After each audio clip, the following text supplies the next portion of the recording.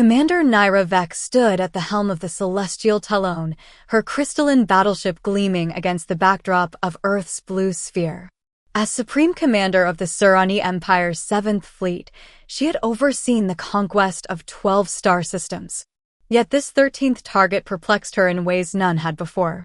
Another transmission from their Global Defense Council, Commander, reported Strategic Officer Kira, her silver eyes narrowing at the holographic display. They're requesting peaceful negotiations. Again, Naira's iridescent scales shimmered with irritation. The Surani Empire, an all-female warrior society, had expected Earth to either surrender immediately or launch an all-out assault. This persistent attempt at diplomacy defied all their tactical predictions. "Show me their military capabilities again," Naira commanded. The holographic display shifted, revealing Earth's arsenal. Nuclear weapons, orbital satellites, conventional armies. They possessed the means for significant resistance, yet they hesitated. "Their military power is substantial," Kira noted, "but they seem reluctant to mobilize. Our analysis suggests they could mount a considerable defense, yet they pursue diplomatic channels instead." Naira paced the crystalline bridge, her ceremonial armor catching the light from Earth's reflection. The Surani Empire had encountered many civilizations, but none quite like this. Most species either lacked the means to resist or fought with everything they had. Humans seemed capable of both peace and war, choosing their response with deliberate consideration. "Commander," Kira interrupted her thoughts, "we're detecting something unusual. Their major military powers are moving their forces away from potential conflict zones. They're creating buffer zones." Naira stopped pacing. In Surani culture, such a move would be seen as either cowardice or a cunning trap. Yet the humans' transmissions remained consistent. They sought dialogue, understanding, and peaceful resolution. "Open a channel to their defense council," Naira finally ordered. The holographic display shimmered, revealing a diverse panel of human leaders. A woman with dark skin and silver hair addressed her directly. "Commander Vex, I am Director Helena Chun of Earth's United Defense Council. We appreciate your patience in considering our request for diplomatic talks." Naira studied the human leader's face, searching for signs of deception. She found none. "Director Chin, your species puzzles me. You possess significant military capability, yet you choose not to use it. Explain." Helena's response was measured but firm. "Commander, humanity has learned through centuries of conflict that military might alone doesn't bring lasting victory. We've discovered that true strength lies in knowing when not to fight, as much as knowing how to fight when necessary." The concept seemed alien to Naira. The Surani Empire had built itself on combat prowess, viewing diplomatic solutions as signs of weakness. Yet these humans spoke of peace from a position of strength, not fear. "You suggest that choosing not to fight can be a form of strength?" Naira's question carried genuine curiosity beneath its skepticism. "Perhaps," Helena offered, "we could demonstrate this principle. We invite you and your senior officers to Earth. Let us show you why we've chosen this path and how it's made us stronger, not weaker." The invitation sparked murmurs among Naira's bridge crew. In Surani culture, such vulnerability would be unthinkable. Yet something about these humans' conviction intrigued her. "And if we choose to attack instead?" Naira tested. "Then we will defend ourselves with everything we have," Helena replied calmly. "But we believe that would be a tragic waste of an opportunity for both our species to grow." As Naira considered the offer, she realized these humans had achieved something remarkable. They had mastered both the art of war and the wisdom to avoid it. Perhaps there was something to learn here after all. "We accept your invitation, Director Chin," Naira declared, shocking her crew. "But know that any sign of treachery will be met with immediate and overwhelming force." Helena nodded. "Understood, Commander. We look forward to sharing perspectives with you." After all, sometimes the greatest victories come not from battles won, but from battles prevented. As arrangements for the diplomatic visit began, Naira couldn't shake the feeling that this encounter would challenge everything the Surani Empire believed about strength, power, and the true nature of victory. The descent to Earth marked Commander Naira's first moment of vulnerability in decades of military service. Her crystalline shuttle, escorted by both human and Surani vessels, pierced through Earth's atmosphere, creating a spectacular light show that drew the attention of millions watching from below. Atmospheric composition matches our analysis, reported Medical Officer Lyra, her bioluminescent markings pulsing with each reading. But there's something else. The humans are broadcasting what they call music on all frequencies. It appears to be a welcome gesture. Naira's antenna twitched at the unfamiliar harmonies floating through their communication systems. The Surani, with their focus on martial excellence, had never developed arts purely for pleasure. Every Surani song was a battle hymn, every dance a combat form. The shuttle landed at a massive facility in what the humans called New Zealand, chosen for its natural beauty and symbolic distance from major military installations. A delegation of human leaders awaited them, led by Director Helena Chen and a tall woman introduced as Dr. Sarah Martinez, Earth's leading xenoanthropologist. Welcome to Earth, Dr. Martinez stepped forward, her dark eyes bright with curiosity. We've prepared a comprehensive cultural exchange program that we hope will help bridge our understanding. Naira's second-in-command, Strategic Officer Kira, tensed visibly. Cultural exchange? We came to understand your military doctrine. The two are inseparable, Helena explained, leading them into the facility. To understand why we choose peace, you must first understand what we've learned from war. The first chamber they entered stunned the Surani delegation into silence. It was a massive holographic theater, currently displaying a three-dimensional recreation of Earth's most devastating conflicts. World wars, nuclear bombardments, genocide, humanity's capacity for destruction was laid bare. You document your failures? Naira asked, genuinely puzzled. In Surani culture, defeats were purged from historical records. We document everything, Dr. Martinez explained, because every tragedy taught us something vital about ourselves. She gestured, and the holographic display shifted to show the aftermath, the rebuilding, the reconciliation, the formation of international bodies dedicated to preventing future conflicts. As they moved through the facility, the Surani warriors encountered more surprises. They witnessed demonstrations of human martial arts, where combat skills were practiced as a path to inner peace. They observed international diplomatic sessions, where former enemies worked together to solve global challenges. Your species is full of contradictions, Naira noted, watching a group of children from former enemy nations playing together in a cultural exchange program. You train for war while pursuing peace, remember your defeats while celebrating victory, teach combat while preaching harmony. Those aren't contradictions, Commander, Helena smiled. They're the essence of who we are. We understand war precisely because we desire peace. We remember our darkest moments to prevent their recurrence. The day's most revealing moment came during a shared meal, another alien concept for the Surani, who typically consumed nutrient solutions in solitude. Dr. Martinez had arranged for dishes from cultures that had once been bitter enemies to be served together.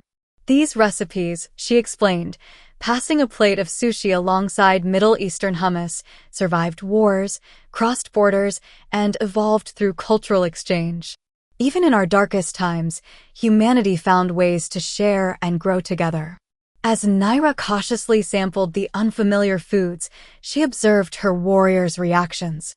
Some remained rigid, suspicious of this strange approach to interaction.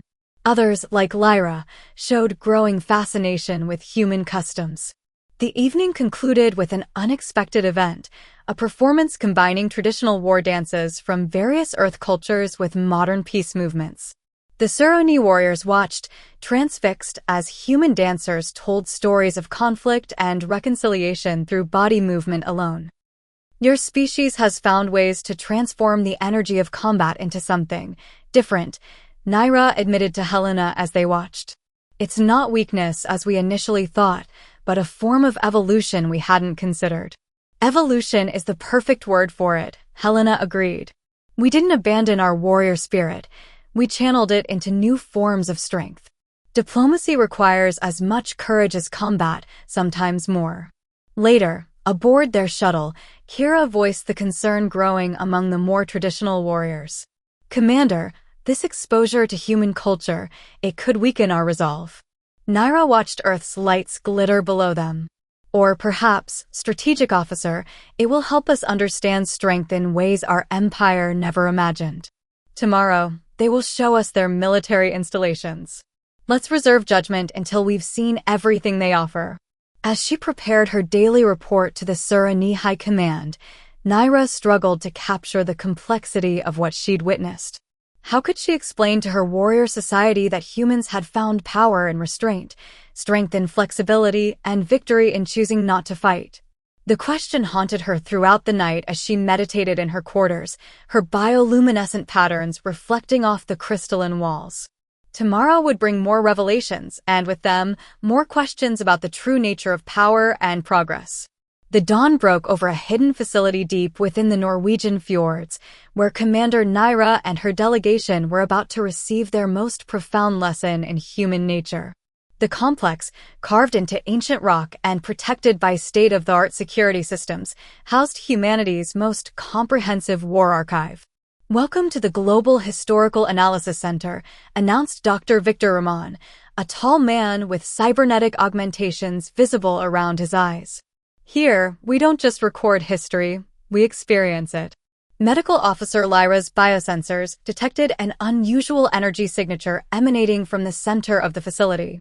"What technology is this?" she asked, her crystalline implants glowing with increased activity. "Neural immersion technology," Dr. Rahman explained, leading them to a circular chamber lined with advanced neural interfaces. "It allows us to experience historical events through the perspectives of those who lived them. Today, you'll understand why humanity chose its current path." Commander Naira noticed Strategic Officer Kira's hand instinctively moving to her weapon. "This seems suspiciously like an attempt to alter our consciousness," Kira warned. Director Helena Chen stepped forward. "We understand your concern. That's why I'll be joining you in the immersion. Experience everything I experience, feel what I feel.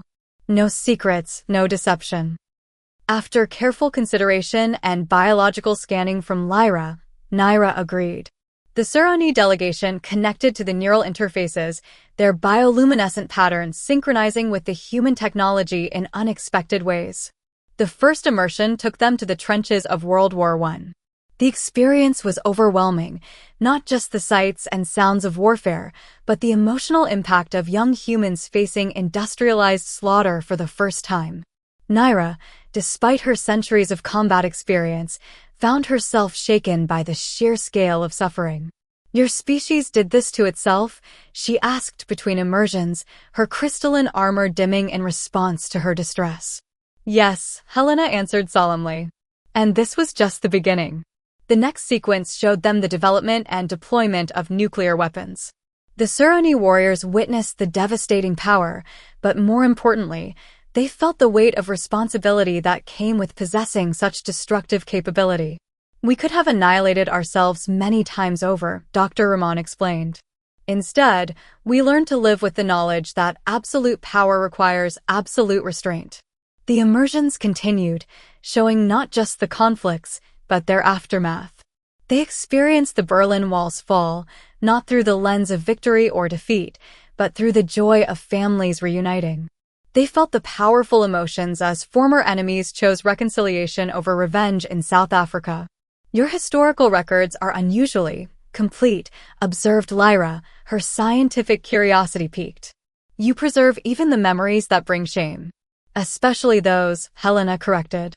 "They're our most important teachers." The most powerful moment came when they experienced the first contact wars, humanity's initial, disastrous attempts at interstellar diplomacy. The Surani watched in surprise as humans learned from each failure, adapting their approach with each new alien species they encountered. "You used your mistakes as stepping stones," Naira realized, her antenna vibrating with newfound understanding.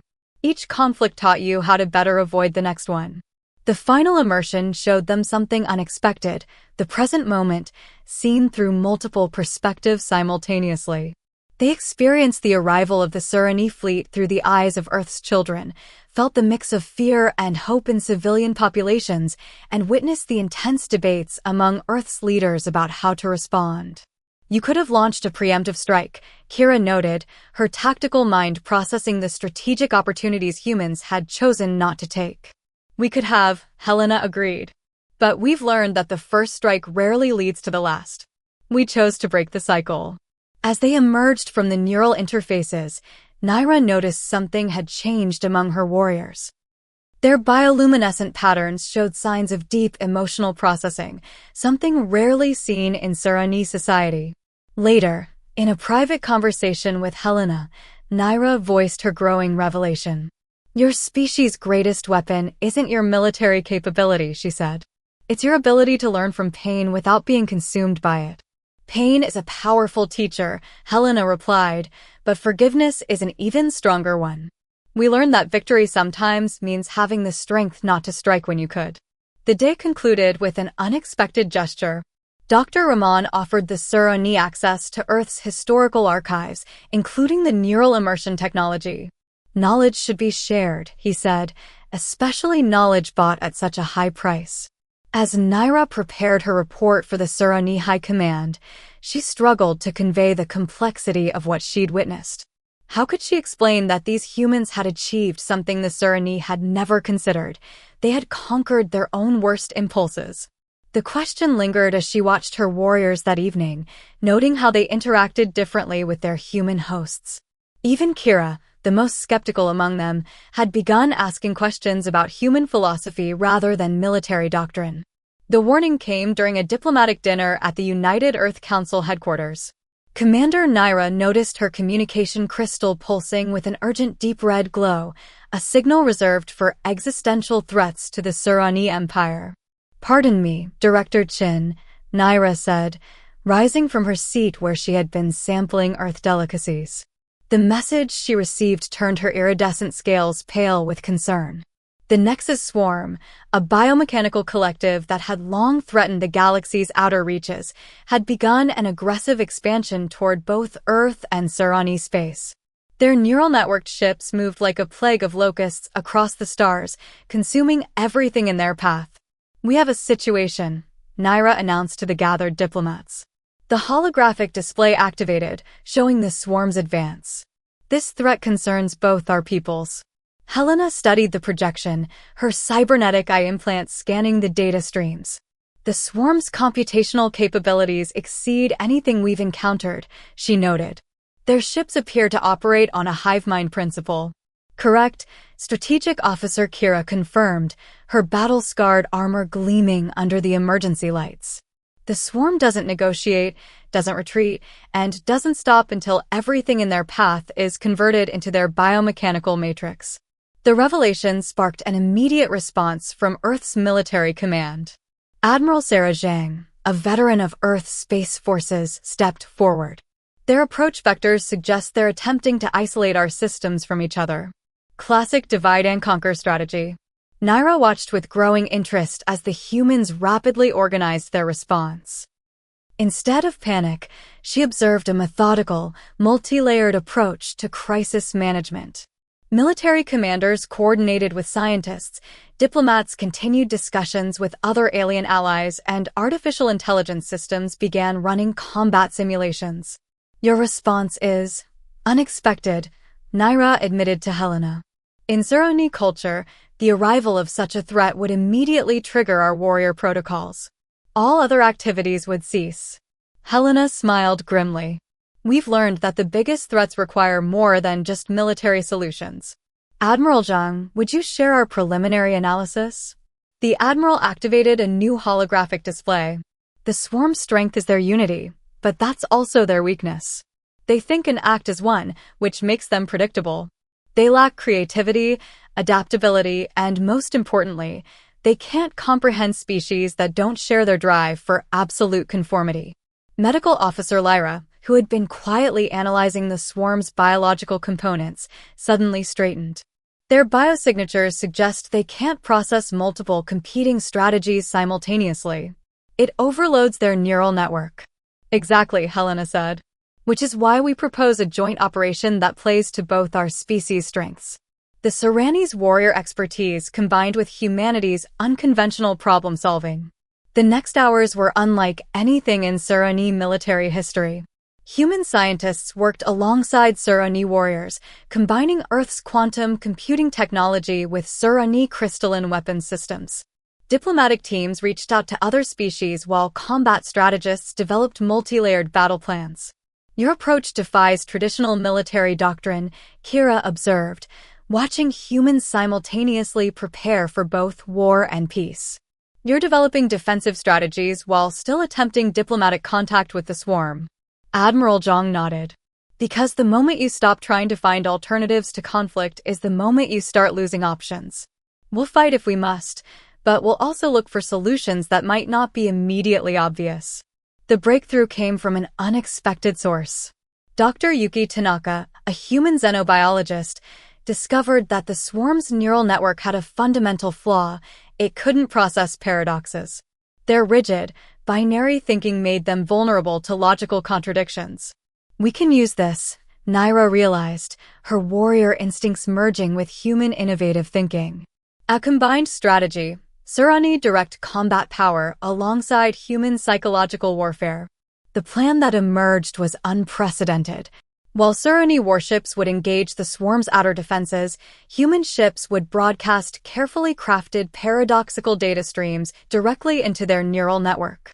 The human concept of diplomatic combat, fighting while simultaneously offering peace, would be weaponized against an enemy that couldn't comprehend such duality. As the combined fleet prepared for deployment, Naira found herself in a quiet moment with Helena. "Your species continues to surprise us," she admitted. "You prepare for battle with the same dedication you show to preventing it." "Because we've learned that true victory isn't just about defeating an enemy," Helena replied. "It's about finding ways to end conflicts that don't create new ones." The operation would launch at dawn. As Naira watched humans and Surani working side by side, she realized that perhaps this was the greatest lesson humanity had to teach, that strength comes not from choosing between war and peace, but from understanding when to use each, and how to combine them in ways that transformed both. The combined human-Surani fleet hung in the darkness of deep space, a breathtaking fusion of crystalline Surani warships and sleek human vessels. Commander Naira stood on the bridge of the Celestial Talon, watching tactical displays as the swarm approached their position. "First wave of paradox broadcasts ready," announced Dr. Tanaka's voice from the human flagship Prometheus. The young xenobiologist had developed an elegant weapon, a series of quantum-encrypted transmissions containing human philosophical concepts that the swarm's binary consciousness couldn't process. Receiving strange readings from the swarm's front line, Medical Officer Lyra reported, her biosensors pulsing rapidly. "Their neural network appears to be stuttering." The first engagement proved humanity's theories correct. As Surani crystal beam weapons struck the swarm's outer defenses, human ships broadcast concepts like the prisoner's dilemma and the ship of Theseus directly into their neural network. The effect was immediate. Portions of the swarm's fleet began displaying erratic behavior. "Fascinating," Strategic Officer Kira observed, her traditional skepticism giving way to admiration. "The human broadcasts are forcing them to attempt to process multiple contradictory truths simultaneously. Their high mind can adapt." But the swarm wasn't defeated easily. As sections of their consciousness became compromised, they began severing neural connections, sacrificing parts of their network to preserve the whole. It was a strategy that shocked both humans and Surani alike. "They're evolving," Admiral Zhang's voice was grim. "Learning to sacrifice complexity for survival. We need to adjust our approach." Naira watched as human scientists and strategists rapidly adapted their tactics, a flexibility that would have been impossible in traditional Surani warfare. They began incorporating elements of game theory, quantum mechanics, and even human poetry into their paradox broadcasts.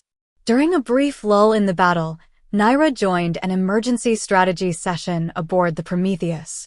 The ship's conference room was a stark contrast to Surani design: warm, organic curves instead of crystalline angles, with living plants growing along the walls. "The swarm is sacrificing its higher functions to survive our attacks," Dr. Tanaka explained, projecting a holographic model of the swarm's neural degradation. "They're becoming more primitive, but also more resilient." Then we must adapt as well, Naira said, surprising herself with how naturally she'd adopted human strategic flexibility. Perhaps we're thinking about this wrong. Instead of trying to destroy their network, we should attempt to expand it. Helena, who had been quietly observing, leaned forward. Expand it? You mean? Yes, Naira's antenna quivered with excitement. Instead of broadcasting paradoxes to break their network, we broadcast complexity to overwhelm it. Force them to evolve or perish. The new strategy required an unprecedented level of cooperation. Suroni Crystal Tech was modified to amplify human transmission capabilities.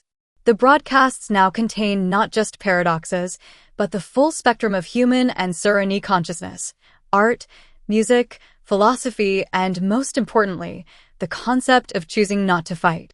We're not trying to destroy them anymore, Helena realized. We're trying to transform them. The battle that followed was unlike anything either species had experienced. Suroni warriors found themselves executing complex battle maneuvers timed to human musical compositions. Human ships used modified Suroni crystals to project mathematical theorems as weapons. It was warfare evolved into something entirely new.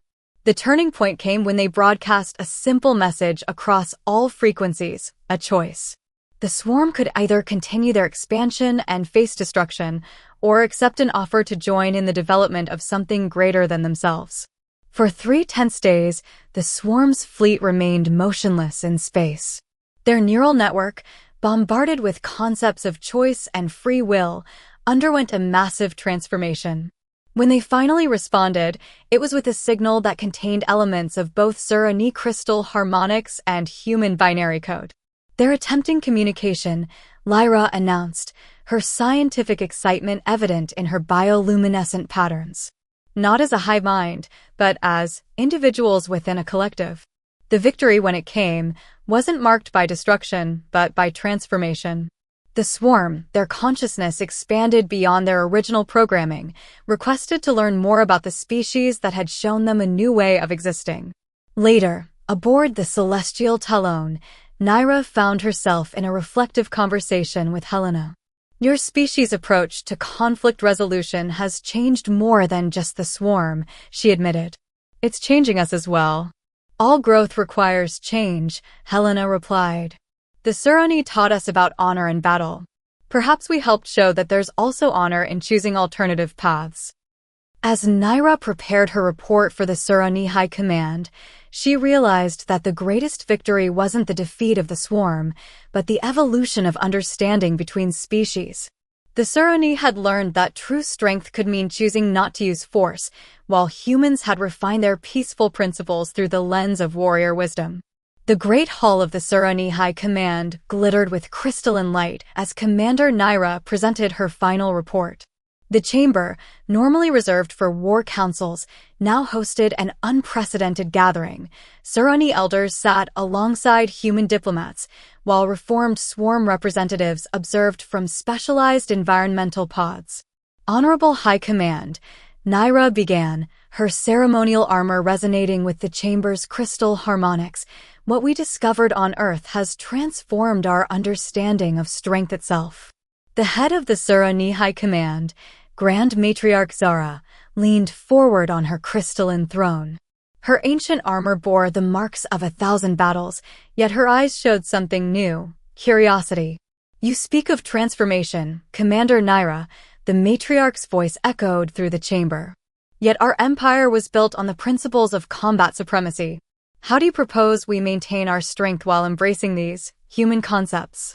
Director Helena Chin stepped forward, her presence in the sacred hall itself a testament to how much had changed. If I may, Grand Matriarch? Perhaps strength isn't a fixed concept, but one that evolves as we do. The next hours unfolded like nothing before in Suroni history. Through neural interfaces modified with both human and Suroni technology, the High Command experienced key moments from the recent conflict with the swarm. They felt the power of paradox weapons, witnessed the effectiveness of diplomatic warfare, and saw how the combination of human innovation and Suroni tradition had created something entirely new. Most compelling, observed Elder Kyra, her ancient crystalline implants pulsing with interest. The humans have developed combat forms we never considered, fighting with ideas, defending with understanding, conquering through transformation rather than destruction. Medical Officer Lyra, who had been monitoring the neural feeds, presented her findings. Our studies show that exposure to human cognitive patterns has actually enhanced our crystalline biology. We're becoming more adaptable without losing our core strengths. Strategic Officer Kira, once the strongest skeptic of human methods, now stood alongside Admiral Zhang to present their joint proposal. We suggest creating a new division within our military structure, the Diplomatic Warriors. They would master both Surani combat arts and human negotiation techniques. The chamber erupted in discussion, crystalline harmonics reflecting the intensity of debate. It was then that a reformed swarm representative, designated Unity Through Diversity, requested to speak. We were transformed by the combination of your approaches, the entity communicated through a crystal tech interface. The rigid strength of the Surani, tempered by human flexibility, created a path we could not have imagined. Perhaps this is the next stage of evolution for all species. Grand Matriarch Zara raised her hand for silence. Commander Naira, you were sent to assess Earth as a potential conquest. Instead, you return with proposals that would fundamentally change our society. Explain your conviction. Naira stood tall, her armor reflecting the light of 1,000 crystals. Grand Matriarch, we have always sought to be the strongest civilization in the galaxy. But the humans showed us that there are forms of strength we never considered. They turned our potential enemies into allies, transformed the swarm through understanding rather than destruction, and showed us that true power lies in having options beyond combat. The matriarch's next words would determine the fate of both civilizations. The chamber held its breath as she rose from her throne, her ancient armor singing with crystal harmonics. Throughout our history, she began, the Surani have prided ourselves on being the ultimate warriors. Perhaps the greatest battle is the one against our own limitations. She turned to Helena. Your species has taught us that there is courage in restraint, strength in flexibility, and wisdom in change. The declaration that followed would be remembered for generations. The Surani Empire would not abandon its warrior traditions, but would evolve them. The creation of the Diplomatic Warriors was just the beginning. A new academy would be established, combining Surani combat training with human diplomatic arts. Let it be known, the matriarch declared, that from this day forward, the Surani Empire recognizes that the greatest conquest is not of other worlds, but of our own potential for growth. The ceremony that followed blended both cultures in ways previously unimaginable.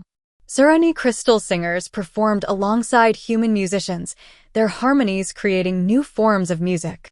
Warriors demonstrated combat forms that incorporated diplomatic principles, showing how understanding could enhance rather than replace strength. Later, in a quiet moment overlooking the crystalline spires of the Surani capital, Naira and Helena watched the twin suns set. Did you ever imagine it would end like this? Helena asked. End? Naira smiled, her crystalline armor reflecting the sunset in rainbow patterns. No, Director Chen. This isn't an ending. It's an evolution. She gestured to where young Surani warriors were learning human meditation techniques alongside combat forms. We're creating something entirely new, a civilization that understands that true strength comes in many forms. As night fell on the Surani homeworld, the stars seemed to shine with new possibility. The galaxy was changing, and at its heart, two civilizations had learned that the greatest power comes not from dominating others, but from having the courage to change oneself. The future would bring new challenges, but they would face them together. Warriors and diplomats, strength and flexibility, tradition and innovation, all working in harmony towards something greater than either civilization could have achieved alone.